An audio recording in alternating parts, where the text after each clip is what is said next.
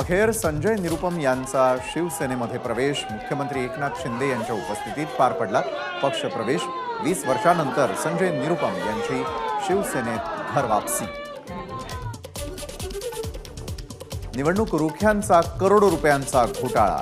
निवडणूक रोख्यांमधील देणगीदारांची नावं भाजपने लपवली होती। काँग्रेस नेते राहुल गांधींची भाजपवर टीका। पंतप्रधान मोदींनी 22 लोकांचं 16 लाख कोटींचं कर्ज माफ केलं।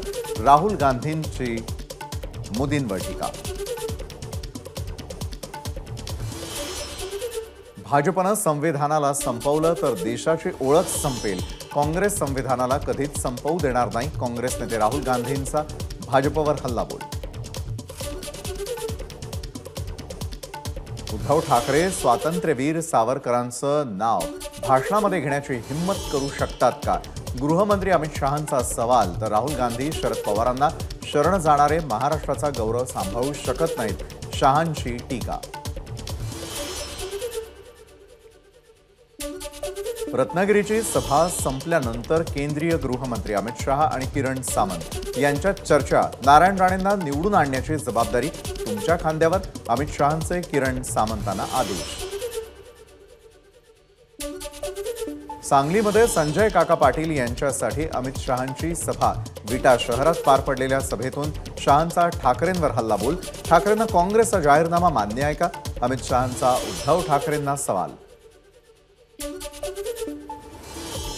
मुंबई उत्तर मध्य लोकसभा मतदारसंघाचे महायुतीचे उमेदवार उज्ज्वल निकम यांच्याकडून उमेदवारी अर्ज दाखल। अर्ज भरण्यापूर्वी निकम यांचं शक्ती प्रदर्शन।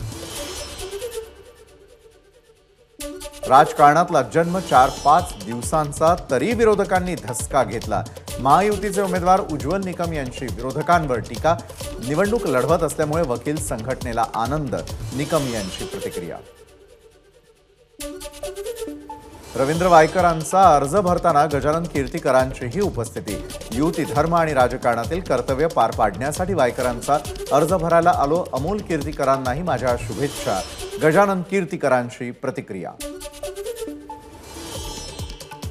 राजकारणामध्ये कुणी मित्र नसतो आणि शत्रूही नसतो, रवींद्र वायकरांची प्रतिक्रिया। काम बोलतं, वायकर हा ब्रँड आहे, वायकरांचं वक्तव्य। आधी विरोध, मात्र राज ठाकरेंच्या आदेशानंतर शालिनी ठाकरे रवींद्र वायकरांच्या प्रचारात सहभागी। लोकशाहीमध्ये प्रत्येकाला आपलं मत मांडण्याचा अधिकार, त्याप्रमाणे मत मांडलं, मात्र पक्ष आदेशानंतर आता त्याचं पालन करत असल्याची शालिनी ठाकरेंची प्रतिक्रिया। ठाणे लोकसभेचे महायुतीचे उमेदवार नरेश म्हस्केंचा उमेदवारी अर्ज दाखल।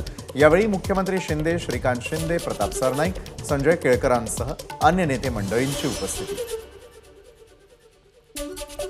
ठाण्यामध्ये नरेश म्हस्के उमेदवारी अर्ज भरायला निघालेले असताना 2 गट आपापसात भिडले। जितेंद्र आव्हाड यांनी दावा करत व्हिडिओ केला ट्विट। वादाच्या व्हिडिओची चर्चा।